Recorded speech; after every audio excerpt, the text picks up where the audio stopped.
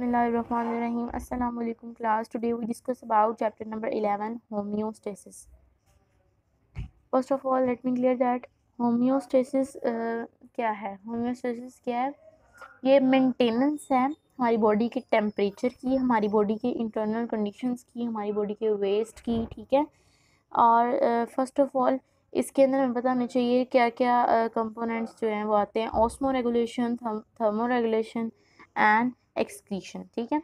Osmo regulation और thermo regulation और excretion, इन तीनों में हमें ये बात क्लियर होनी चाहिए कि ऑस्मो में क्या चीज़ हमने पढ़नी है, थर्मो में और एक्सक्रीशन में. ठीक है. इनके फर्स्ट वर्ड को हमने की पॉइंट अपना बना लेना है. जो ऑस्मो रेगुलेशन है इसके अंदर हमने अमाउंट ऑफ वाटर और सॉल्ट्स को डिस्कस करना है, और जो थर्मो है इसके अंदर टेम्परेचर को, एक्सक्रीशन में इस एक्सक्रीटरी प्रोडक्ट को डिस्कस करना है. ठीक है.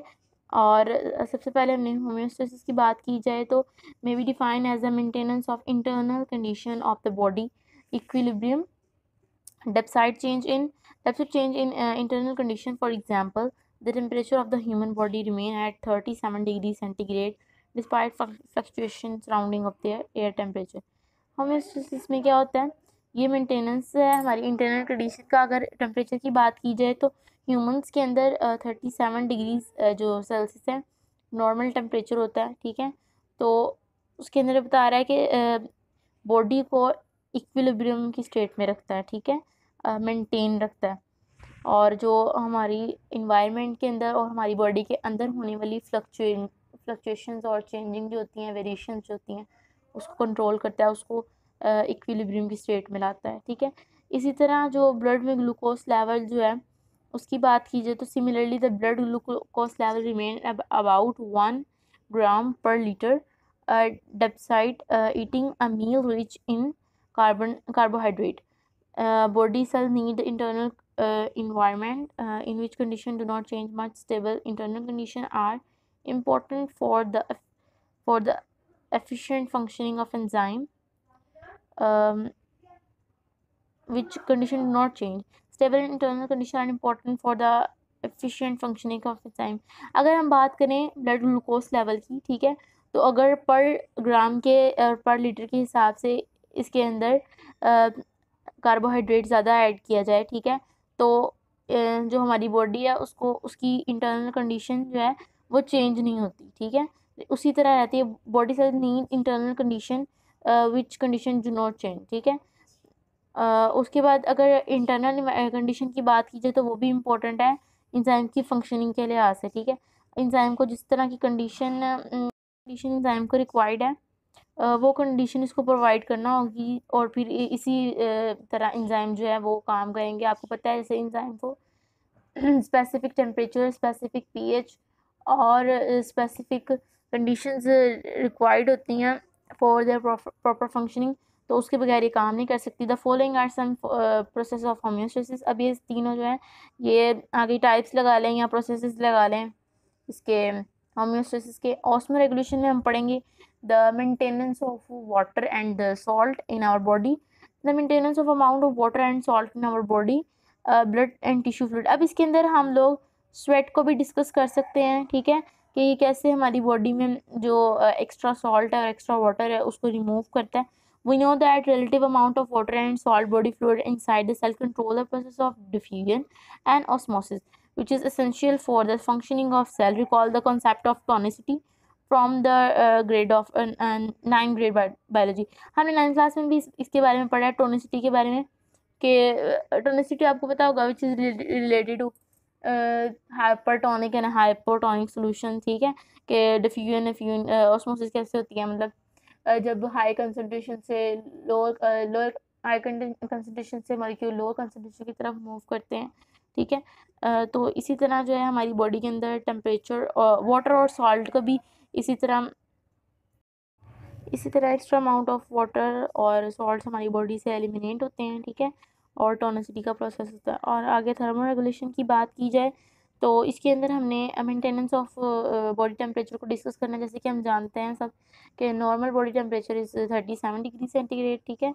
और अगर हमारी इन्वायरमेंट के अंदर किसी किस्म का टेम्परेचर के अंदर चेंज आता है तो ऑटोमेटिकली हमारी बॉडी जो है उस तरह की कंडीशंस बनाना शुरू कर, उस तरह का अपनी बॉडी का टेम्परेचर बनाना शुरू कर देती है जिसके अकॉर्डिंग जो है इन्वायरमेंट के साथ इक्वल हो सके और इक्विलिब्रियम का प्रोसेस हो सके। The thermoregulation, the maintenance of internal body temperature is called thermoregulation. The enzyme of body work best at particular temperature, optimum temperature जिसको बोलते हैं, ठीक है।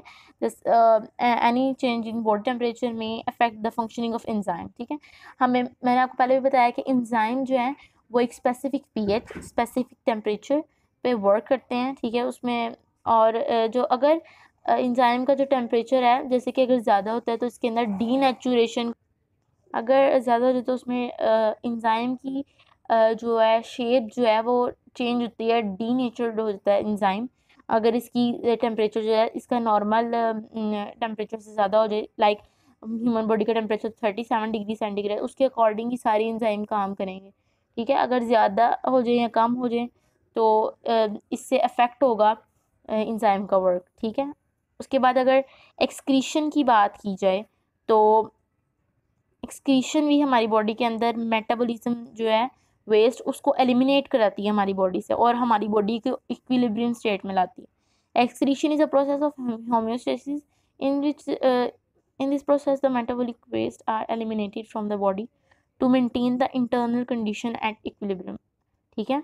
एक्सक्रीशन के अंदर वो सारी चीज़ें जो हमारी बॉडी से हमारा वेस्ट एलिमिनेट होता है, ठीक है, वो भी हमारी बॉडी को होम्योस्टेसिस के इंटरनल कंडीशन और इसकी एक्सटर्नल और इंटरनल एनवायरनमेंट को मेंटेन रखने के लिए होता है, ठीक है। उसके बाद अगर मेटाबॉलिक वेस्ट की बात की जाए तो साइड पे ये बॉक्स बना है, इसके अंदर metabolic waste mean any material that is produce during body metabolism and that may harm body. अब वेस्ट, मेटाबॉलिक वेस्ट ऐसा वेस्ट है या ऐसा मटेरियल है जो कि अगर हमारी बॉडी के अंदर रहे तो वो हमारी बॉडी को अफेक्ट करेगा, हमारी बॉडी को नुकसान पहुंचाएगा। Next we discuss about the homeostasis in plant, ठीक है।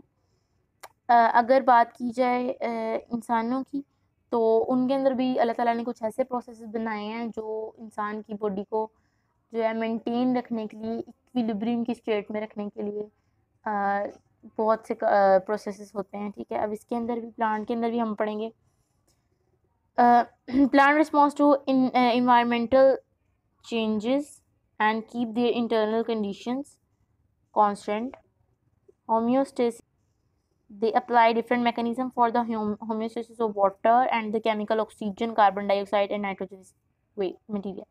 अब प्लांट्स तो नहीं ना खुराक खाते कोई, ठीक है, वो तो इस तरह गैसेस ही अपने अंदर इनहेल और एक्सहेल कराते हैं और नाइट्रोजनस वेस्ट भी वेस्ट की फॉर्म में निकालते हैं। ऑक्सीजन और कार्बन डाइऑक्साइड को मेंटेन रख के, मतलब एक्सक्रीट करके और जो है उसको यूटिलाइज करके अपनी बॉडी के टेम्परेचर को, अपनी बॉडी की कंडीशंस को मेंटेन रखते हैं, ठीक है। तो इस तरह अगर बात की जाए removal of extra carbon dioxide and oxygen, अगर बात की जाए डे टाइम की तो डे के टाइम जो प्लांट्स ऑक्सीजन बनाते हैं, ठीक है, वो अपनी बॉडी से एक्सक्रीट करते हैं और सेलुलर रेस्पिरेशन का प्रोसेस होता है और उनको कार्बन डाइऑक्साइड मिलती है, ठीक है, इन्वायरमेंट से, ठीक है, तो वो यूज़ करते हैं। और जो नाइट के टाइम कार्बन डाइऑक्साइड उनके पास उनकी इंटरनल इन्वायरमेंट के अंदर, एक्सटर्नल इन्वायरमेंट के अंदर ज़्यादा जो होती है, वो उसको वेस्ट की जो है वेस्ट की सूरत में जो है ना निकाल देते हैं, ठीक है। इसीलिए नाइट टाइम जो है कार्बन डाइऑक्साइड की ज़्यादती हो जाती है, ठीक है।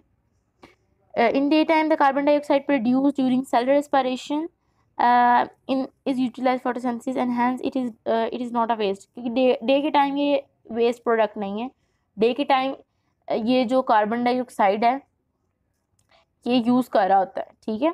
और at night time the surplus, because there is no utilization of oxygen, carbon dioxide, it is removed from the tissue cell by diffusion. Leaves and young stem carbon dioxide escape out from the stomatas. Stomatas के से शाम के time ये बिल्कुल जो है ना निकल जाती है बाहर और इंटरनल, इसीलिए एक्सटर्नल एनवायरनमेंट में इसकी जो है अमाउंट ज़्यादा हो जाती है। और अगर यंग रूट्स की बात की जाए तो कार्बन डाइऑक्साइड डिफ्यूज़ करता है अपने जो उसके रूट्स होते हैं उस सरफेसेस से, जो स्पेशली उसके लिए क्रिएट किए गए हैं और रूट हेयर के ज़रिए जो है ना ये एक्सक्रीट की जाती है। और अगर ऑक्सीजन की बात की जाए तो मेसोफिल सेल जो हैं डे के टाइम ऑक्सीजन को रिमूव करते हैं बॉडी से ताकि सेलुलर रेस्पिरेशन का प्रोसेस हो सके, जो ह्यूमंस उसको यूज़ कर सकें एज अ बाय प्रोडक्ट, ठीक है। और आफ्टर जो इसकी यूटिलाइजेशन है या सेलुलर रेस्पिरेशन के प्रोसेस के बाद नाइट टाइम जब मेसोफिल सेल जो हैं इसको रिमूव कर देते हैं तो एक्स्ट्रा अमाउंट ऑफ जो ऑक्सीजन है वो स्टोमेटा से रिमूव हो जाती है और स्टोमेटा बंद हो जाते हैं। Oxygen is a process, oxygen is produced in mesophyll cell only day time as a byproduct of photosynthesis. After its utilization in cellular respiration, the mesophyll cell remove extra amount of oxygen through their stomatas. ये अपनी mesophyll cell के ज़रिए जो है extra stomatas को अपनी extra oxygen को अपनी स्टोमेटास के ज़रिए निकाल देते हैं। Next students we discuss about the removal of water, extra water, ठीक है। अगर इंसानों की बात की जाए तो ह्यूमंस के साथ अगर इसको कंपेयर किया जाए तो स्वेट की फॉर्म में जो है एक्स्ट्रा वाटर हमारी बॉडी से एलिमिनेट हो जाता है और सॉल्ट्स भी एलिमिनेट हो जाते हैं। और अगर इसी तरह प्लांट्स की बात की जाए तो इनके अंदर भी कुछ सिमिलर सा प्रोसेस होता है जिसको हम ग्लूटेशन का प्रोसेस कहते हैं। इसके अंदर क्या होता है, जो अल्लाह ताला ने कुछ स्पेशल पोर्स बनाए हैं जिनके ज़रिए जो है एक्स्ट्रा वाटर एजेस, इनकी प्लांट्स की एजेस और उनकी लीव्स की टिप्स से, रूट से एलिमिनेट हो जाता है, ठीक है। आए उनको पढ़ते हैं ताकि हमें और क्लियर हो जाए। We know that the plants obtain water from the soil and it is all about the body during the cellular respiration. Plants store large amount of water in their cell for turgidity, ठीक है। Turgidity का process हमने 9th class में already पढ़ चुके हैं, ठीक है। इसके अंदर हमने देखना है कि जब सेल जो हैं मेसोफिल सेल जो प्लांट के हैं वो जब फुल जो है टर्जिड होते हैं, टाइट हो जाते हैं, टोटली पैक्ड हो जाते हैं due to some internal conditions.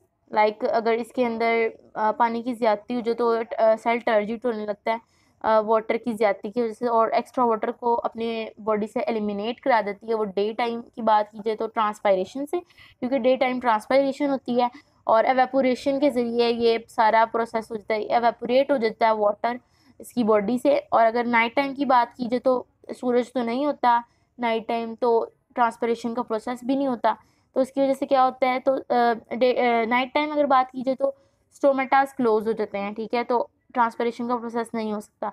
तो जो ज़्यादा वाटर होता है इसका कंटेंट ज़्यादा होता है सॉइल के अंदर, ठीक है, तो फिर वो क्या करता है अपना वाटर जो है एलिमिनेट कराता है जाइलम वेसल्स के ज़रिए, ठीक है, और रूट्स के ज़रिए।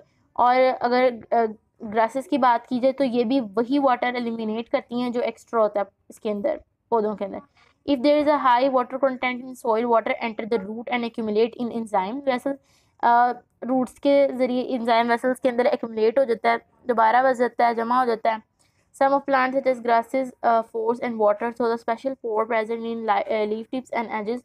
From of the drops, the appearance of drop water and tip of edges leaves called guttation. So that is the process of guttation, जिसके ज़रिए जो है ना एक्स्ट्रा वाटर प्लांट्स की बॉडी से एलिमिनेट हो जाता है और वो बाकायदा अपीयरेंस के ज़रिए नज़र आता है, ठीक है। और अगर ये बात की जाए साइड ब्लॉक की तो यहाँ पे ट्रांसपायरेशन क्या, transpiration is a loss of water from the plant surface in the form of vapours. Vapours के ज़रिए प्लांट की बॉडी से वाटर एलिमिनेट हो जाता है, ठीक है। और यहाँ पे लिखा हुआ है guttation is not to be confused with the dew. यार इसको शबनम के कतरों के साथ यानी कि सिमिलर ना समझे। From the atmosphere on to the plant surfaces, जो दिन के टाइम इसके ऊपर होती हैं, ठीक है। इसी के साथ हमारा टॉपिक खत्म होता है। अस्सलाम वालेकुम रहमतुल्लाहि व बरकातहू। इसी तरह ही अगर ट्रांसपायरेशन की बात की जाए तो ट्रांसपायरेशन क्या है, इसके वाटर लॉस होता है प्लांट की बॉडी से in the form of vapours, ठीक है। और ट्रांसपायरेशन का प्रोसेस होता है डे टाइम जब सनलाइट जो है प्रेजेंट होती है इन्वायरमेंट के अंदर। और अगर इस साइड ब्लॉक की बात की जाए तो guttation is not be confirm with dew. अब इसने कहा कि इसको हम लोग इससे कंफ्यूज नहीं कर सकते शबनम के कतरों के साथ, ठीक है, कि हमारी एटमॉस्फेयर के अंदर कंडेंस होते हैं, प्लांट सरफेसेस के ऊपर पाए जाते हैं, ठीक है। बल्कि ये जो ग्यूटेशन है और ड्यू ड्रॉप्स हैं ये एक दूसरे से सिमिलर नहीं है, तो इसीलिए इन दोनों को जो है ना हम सिमिलर समझ नहीं सकते। तो इसी के साथ हमारा टॉपिक ख़त्म हुआ।